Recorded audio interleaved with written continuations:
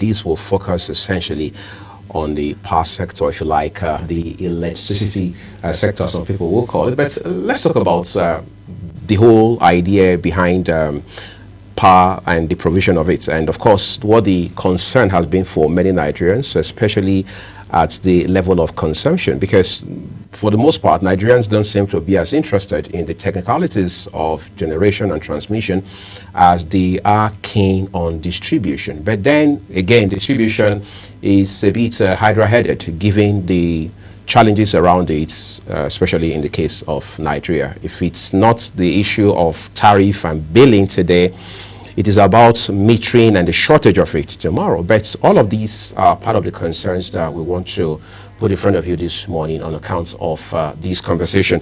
I'm joined by someone who has followed this sector for quite a while and has, if you like, years of experience covering it under his belt. Kingsley Jeremiah is energy editor at the Guardian newspaper, and of course is the deputy bureau chief of the Guardian here in Abuja. I'd like to say a big thank you to you, first of all, for coming second time around on the show, and we appreciate that. Thank you for having me. Yeah, it's been a nice time covering the sector and also coming on the program. Right, part of which you're going to be sharing with us this morning. But let's start from the basics. When we heard about the regulation, the power sector, states now coming on board to also play their parts and all that, one would have thought, hold on a second, at last we can heave a sigh of relief, at least at the distribution level. Has that been the case? So the Electricity Act of 2024 empowers the state to contribute to electricity generation, distribution. And a lot of states have actually taken steps in terms of creating their own state electricity company, regulatory company, and then a lot of them are already in action. We saw what happened from Enugu earlier this month. They already came up with an utility company, more like a distribution company, and then they set their tariff, and that created a lot of issues within the power sector, especially the fact that they reduced the tariff for Band A.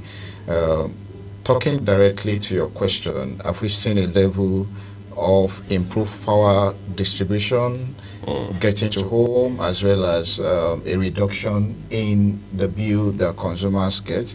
We haven't really seen that, but I think the coming on board of the state would in some way create a level of competition, and we should be able to see a level of balancing within the tariff structure that we currently have. Yeah, that sounds interesting. Sounds interesting. But then the Electricity Act of 2024 that you referenced in passing just a while ago, when you look at some of the core elements or provisions in it, so how much of a promise do you think it holds, especially in terms of changing the narrative for the better beyond all of the, superficial issues?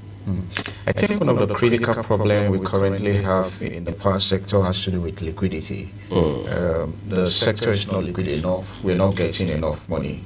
And when you see the current tariff structure, the current tariff structure is divided into about 5 bands, from Band A to E. Now, for Band A, for instance, we have seen a cost-reflective tariff. So what the Electricity Act was meant to do is to also create a level of competition, which is another issue in the power sector. In the past, we are not seeing that level of competition, and we are not seeing more investors coming in. So the Electricity Act opened up the space for more people to invest. And so when you have a state government at the subnational level trying to create the market, you find more investors coming in within the state. What that will most likely do is to find a way to ensure that there is a level of money coming into the power sector, at least because the problem we have more today in the downstream segment, which is the distribution segment, has to do with infrastructure. The transformers are bad. Discos can't even change wire. They can't adequately change transmission oil as they should. So this creates a lot of problem over time.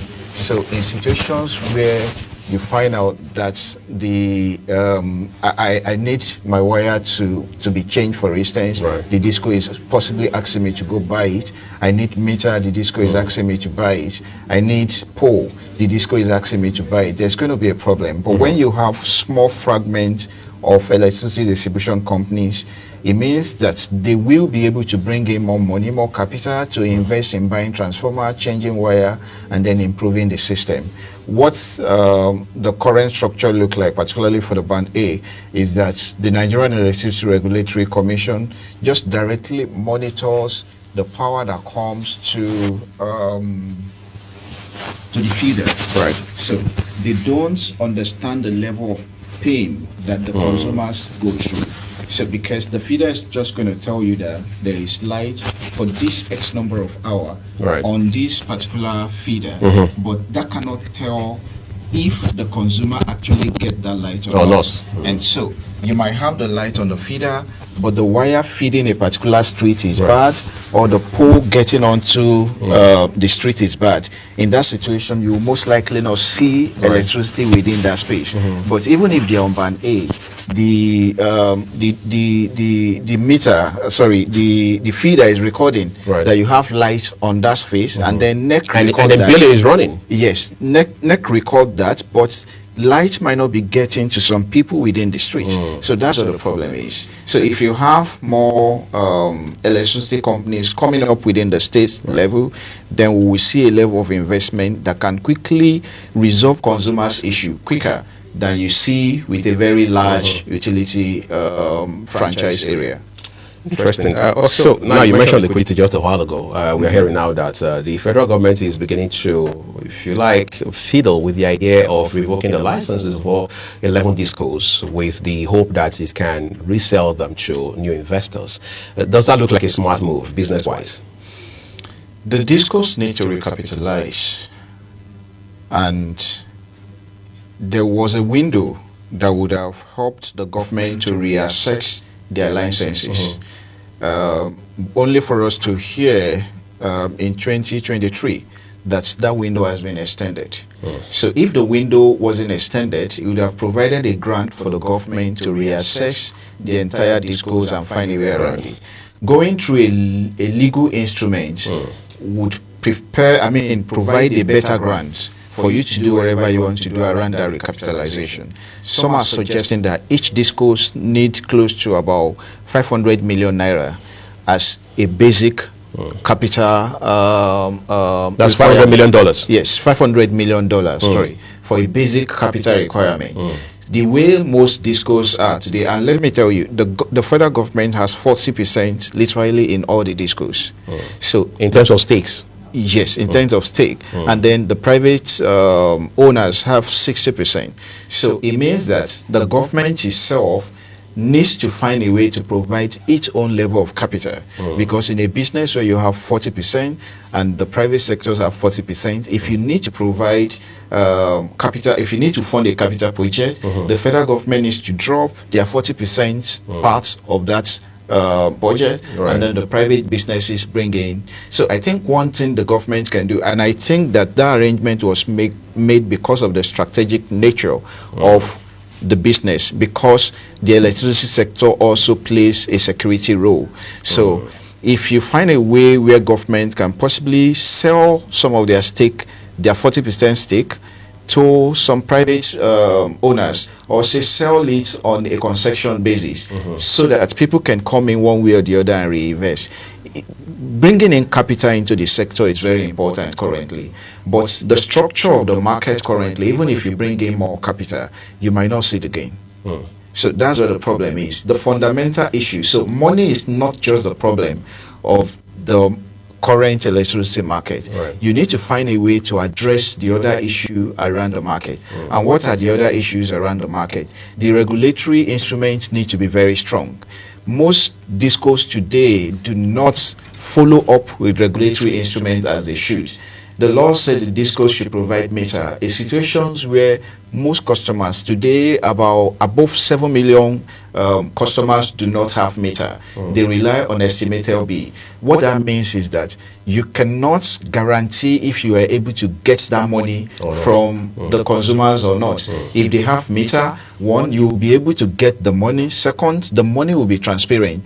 If the discos have collected the money and they do not remit it, you won't know because the money doesn't follow through the right channel. You have to possibly go bill these people. They either pay to your account or give you cash. Wherever you're seeing cash exchanging hand, it means that someone can keep that cash somewhere. So you can't track it. Yes, exactly. You can't track that particular finance. So you need to find a way to address that angle. The governance structure of most of the companies are also not right. The workforce is not properly aligned. And when I say governance also relates to who and who get to do XY job. Maybe corporate governance structure. No? Yes, the corporate governance structure of most of the utility companies are not right. So if you don't get most of the fundamental issues right, and you keep throwing more money, you're not going to solve the problem. Quite interesting. I thought we were going to leave the meter aspects for later, but let's jump right into it. Metering has been a challenge in this country, right from the days of even former Minister of Power, Rajiv Babatunde Fashola. It was also the issue of metering shortage today, metering shortage tomorrow. At the point we said, well, let's think about local alternative. Let's indigenize, so to say, the production of meters. How well are we doing with metering right now? Metering, we've seen a level of interest from the current government in terms of providing metering. And I hope and pray that that interest is sincere enough, because we had similar interest during the previous government. The CBN funded mass metering scheme, but the money ended up in the pockets of most of the operators. There was a period where the CBN had a case with most of these operators in the courts, but eventually, before the previous government left office, the case went down and we didn't hear anything about it again. The audit of that process, of the previous mass metering process, the result of that audit, we also can't find it today. So legally, the discos, the distribution companies, should provide meter for the consumer. They've been unable to do that. One other thing that the Nigerian Electricity Regulatory Commission has done is to come up with the meter asset fund. So on every bills the consumer gets, there's a fragment of that bills that goes into a safe, and then they move on to buy meter with that. The federation, certain amount of money, I think about 700 billion, has also been taken from the federation account to deploy mass metering. So I think what we need to do as media and civil society organization is to keep monitoring this process and keep putting pressure, and let's see what will change in terms of the meter provision. In terms of improving local meter manufacturing. There are lots of meter manufacturing, a level of meter manufacturing across the country. I have been to a number of the plants, but I think they also still have a problem of working together. The meter manufacturing sector can provide a lot of job for the country. They can produce at a large scale and at a reduced cost. Their level of operation currently does not guarantee a reduced cost. So it is still much more better to import the meter from China or somewhere else than to produce getting it back here. So unless there is that level of synergy, and when I talk about synergy, meter has a lot of components. The casing alone is part of the component, which is plastic.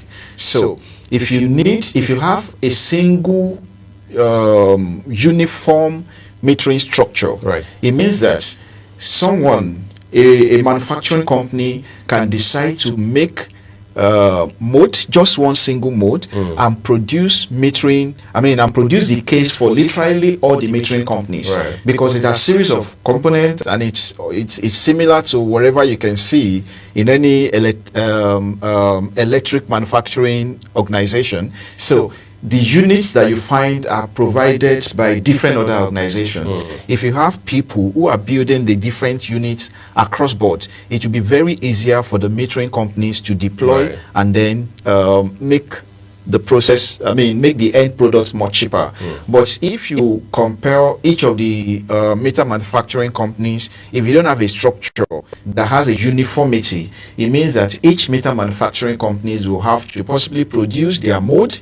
I don't know if you understand what I mean by Very mold. well. The mold is what You do a mold and then you can mass produce from that mold. exactly. So each of them will have to go do a mold. It costs a lot to get the mold done, Right. and then because they have different structures, they all have to have different mode and then run different processes Right. for you to arrive at getting the meter. So if we improve this system locally, it means that all the money we take to China in terms of importing the meter can be done locally, can be retained locally, and then we'll be able to also hire a lot of people across the manufacturing sector for meter. Before we take a break, I need to ask you this. I mean, your paper, the Guardian newspaper, today is running a headline that is very concerning for those who consume power in this country. It says, this goes over bill 2 million customers struggle with metering efficiency. But the rider is even a bit more concerning too, and very if you like, instructive. It says firms to refund 105 billion naira as Ikeja, Abuja, Enugu lead overbilling park. This is a case of almost like robbing Peter to people. Yes. So on the one hand, you and I are here seated discussing gap or shortage in metering, and on the other hand, curiously, we're still talking about people being overbilled and things like that. Is there any chance that in the near future we can address these concerns? The best way to address the concern is to meter people. And the Nigerian Electricity Regulatory Commission, because we can immediately meter all consumers right now, the Nigerian Electricity Regulatory Commission came up with a capping order. So the capping order states for people within this cluster, you can't bill them more than this level of amounts. Right. And then to also tell you the rate at which most discos are desperate and fraudulent. Overbilling more than 2 million people within less than a year is a whole loss. Okay, so if you have about 7 million people that are without meter, and you are billing above 2 million, I mean, you are overbilling above 2 million. That's a serious problem. It means you're possibly overbilling close to like 30% of the people without meter. This is what the system can track immediately. It could be more than that. It could be close to about 50% of that figure. And then asking them to pay back about 105 billion naira in overbilled credit is a lot. Okay, so this is something really worrisome, and the fact that NEC is thinking in that direction possibly signals something good, and the fact that a level of meter is being deployed also signals something good. But the best solution, the sustainable solution, is for everyone to have meter. They will be able to decide on, they are empowered to decide on the unit they consume and how they want to consume that unit. But if you arbitrarily bring bills to people, you just write anything in the bill and you don't measure properly. And the overbilling issue has shown that the distribution companies are not measuring electricity bill for people accurately. So that's what the problem is. All right, so let's take a quick break now. So much to talk about after we return from this break. But then we'll be looking at issues around the Nigerian Electricity Regulatory Commission, the NERC, the ultimate regulator of the sector. There are those who think that, well, the commission is biased in favor of distribution companies. We'll find out how much of truth or otherwise there is in that, plus whether or not there is still subsidy payment for consumers of electricity in this country and what that stands at this moment. All of that and more shortly. Do stay with us.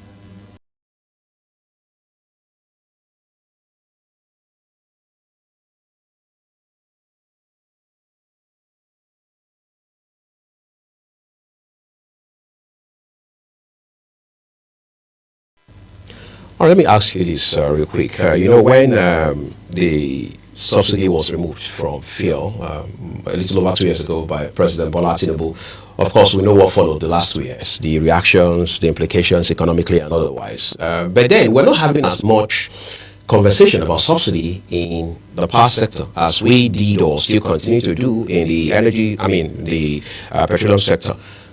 As of today, do we have records that show that Nigerian government still pays subsidy on electricity in this country?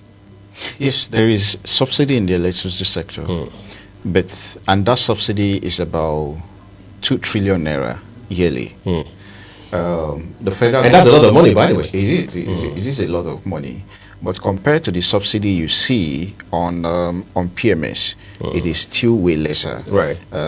So the government of President Tinubu told us that it was going to make subsidy available for band B to E. Okay, excluding A. Yes, excluding A. So at the band A level, consumers are paying cost reflective tariff plus an extra 15 naira on every kilowatts per hour consumed. So the cost reflective tariff should be something in the region of 160 naira per kilowatt hour. But the Nigerian Electricity Regulatory Commission, from some of the sources within the commission, mentioned that there is an extra 50 naira on every kilowatt hour, so that's to make at least the market slightly liquid. And that was done in their wisdom because over time they have known the government to always default in terms of subsidy payment, not just in the electricity sector but also in the oil and gas sector. So, and over the years, if you listen very well to what the generation companies are saying, they are currently being owed about 5 trillion naira. If you don't pay close attention, this will continue to go up. The current subsidy started going up drastically since this government came on board, and that's came from the different changes that we have seen in microeconomic indices, from foreign exchange issue to the devaluation of the naira, and then the issues we have seen with inflation. Pushed up what we have seen from electricity subsidy very, very high. But I have a little bit of problem around the electricity subsidy. I feel that the tariff we pay as consumer can be slightly downward. And if it is slightly lower, it means that the eventual cost of the subsidy itself will be slightly lower, because wherever you calculate for the consumers to pay, it is what you pull together eventually. The shortfall of that is what you push together as the subsidy from the market. So, to answer your question, yes, there's still a level of subsidy in the electricity industry, but since the current government came, they have not been able to pay anything of that subsidy. It's a bit concerning, Kingsley, because if we say we are billing 160 naira per kilowatt of energy, plus an additional 15 naira just to stabilize the market, make it a little more liquid and all of that. It's, just again, the reason being that government has the tendency to default. Is more like saying, since we can't trust government the whole time, well, let the consumer bear the brunt. That's pretty much what that extra 15 naira is saying. But again, isn't that enough basis for some consumers and some analysts and those like yourself who also follow the sector to say, well, the NERC, the NEC, is biased in favor of the distribution companies? Yes, so the Nigerian Electricity Regulatory Commission's role is a little bit tricky. You need to find a way to make sure that the market does not collapse on one hand. You also need to find a way to ensure that the consumers are not shortchanged. The Nigerian Consumer Protection Council needs to do more around consumers not being shortchanged than NEC doing that. NEC just want to see a vibrant market. NEC want to see a liquid market, because if the market collapses today, it means that you and I won't even have electricity at all. So if it means, so in the wisdom of NEC, if it means robbing Peter to actually pay Paul, they did that with the band A to ensure that things are largely liquid. But over the years, we have been seeing some of the regulations from NEC which slightly favors the distribution company, which slightly favors the market. But like I say, the Nigerian Consumer Protection Council needs to up their game in terms of ensuring that the consumer rights are much more protected. Consumer advocates who are in non-government organization also need to rise up in defense of the consumer. But the role of NEC really is to ensure that the market is rightly protected. Well, it sounds more like being between the rock and the hard place for Exactly. the commission now, the regulator. But now we're hearing that some distribution companies, including that of, so across some states or some catchment areas, will have to do a refund of, running into 105 billion and all of that. Doesn't that just sound like something that will only happen at best in principle, as against saying refund being practically done to consumers who have been affected? Yes, I think we need to keep putting pressure on ensuring that the right thing is done. But it is not that this money will be paid directly to the consumers. Okay, maybe in terms of service delivery? Yes, it in terms of credit. Credit, okay, to them. Yes, it's only given as in form of credit to balance up. So, and this money might not be more than 30,000 naira for some consumers. So it is the calculation of the entire 2 million affected consumers. Yes, affected consumers that you have 105 billion. So in that situation, NEC also did something.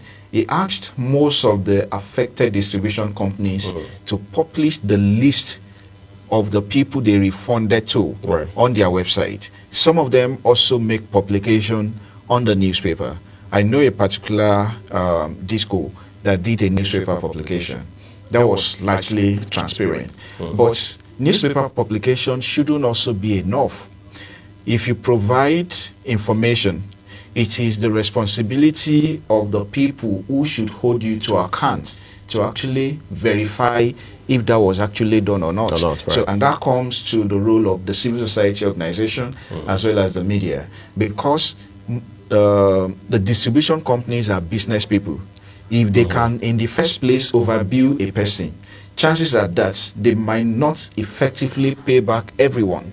So you can randomly select about 80% of the people you need to pay, and then you let go of 20%. That 20% is still a whole lot. Okay?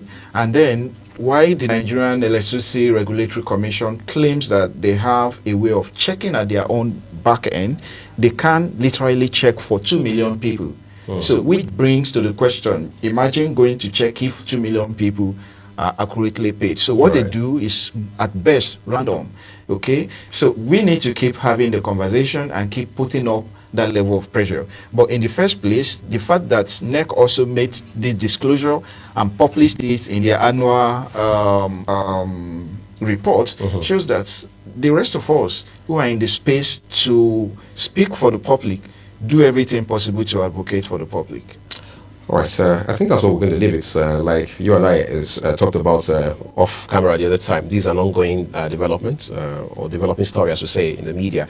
So we hope to continue to follow and track all of these for you. But I'd like to say a big thank you to my guests this morning, Kingsley Jeremiah, who is energy editor at the Guardian newspaper, doubles as the deputy bureau chief for the Guardian newspaper here in Abuja, for coming to shed the insight on these very important issue, which of course affects every Nigerian, regardless of class or status. I would like to commend the Guardian newspaper for all of those beautifully laid out infographics that provide several insights into all of these issues as well.